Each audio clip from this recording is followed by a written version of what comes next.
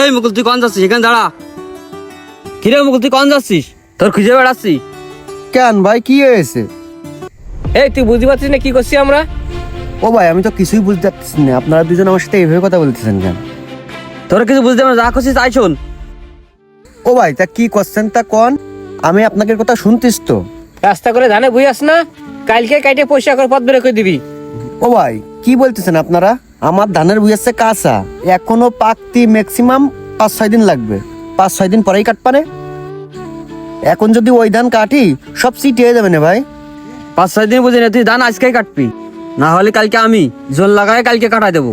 ও ভাই, কিরাম কথা করছেন? অত কথা বুঝি নেই, তুই যদি ধান না কাটিস কালকেই বুঝবি নি। এই জিল্লু, তুই কালকে খেলা দেখা দে।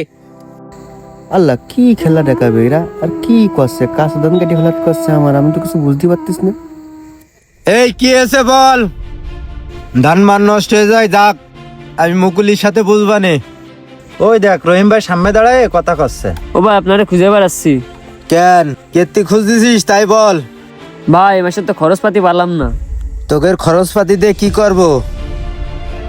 তোকের পুষে কি কোনো লাভ আছে আমার? কেন ভাই কি হয়েছে, কোনো সমস্যা? হ্যাঁ সমস্যা। ওই যে আমার ভাটায় মুকুল আছে না, মুকুলি মনে ঠ্যাং ঠং ভাঙতে হবে না। এই রহিম ভাই, ওই যে আপনার ভাটায় কাজ করে মুকুল, ওই সামলাটা তো। আচ্ছা আপনার জন্য এখন কি করব তাই কন। কি করতে হয় আমি বলবানে, ছোট ভাই আগে খেলাটা শুরু করুক। আচ্ছা ভাই, কোনো সমস্যা হলে আমাদের বলে। আচ্ছা ঠিক আছে, তোরা যা। আল্লাহ, আমার কি ক্ষতি করেছে? আল্লাহ, সারা কাঁচা ধান কেটে ফেলা হয়েছে। ও ভাই, ইয়ে ধান আপনাদের কাটতে গেছে কিটা? ও ভাই, আপনারা কোনতে আছেন? এই ধান কাটতেছেন কেন, কাঁচা ধান? ভাই ভুইয়া না তো আমাকে বাজার থেকে নিয়ে আইছে, ধান কাটি করেছে সব। সব ধান কেটে ফেলাত করেছে মানে? দেখেন দিন এই ধান কি এখনো পাইকেছে? দেখেন দিন এই ধান কাঁচা রয়েছে, এই ধান কাটলি সব চিটে হয়ে যাবেন না? এই ধান কাঁচা তো আমাকে কি, আমাকে নেছে জোন।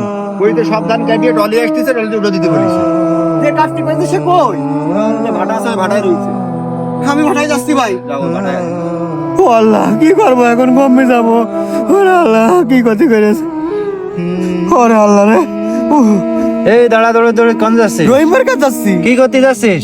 আমার সেই কাঁচা ধান পুরো বই কেটে ফেলা হয়েছে।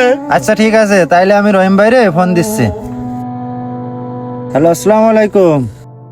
হ্যাঁ মে ভাই, এই জায়গায় একটু আসেন দিনই। মুকুলির কি দেখি ঝামেলা হয়েছে, এখানে আসেন দিন একটু তাড়াতাড়ি। আচ্ছা ঠিক আছে। এই কি হয়েছে রে? কি রে, তুই কাজ না করে এখান কেন?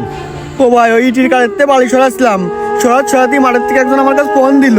এবার দৌড়ে গেছি আমার ধানের বই কাছে, দেখি আমার কাঁচা ধান সব কেটে ফেলা হয়েছে আপনার লোকজনে। তো ধান কেটেছ তা কি হয়েছে?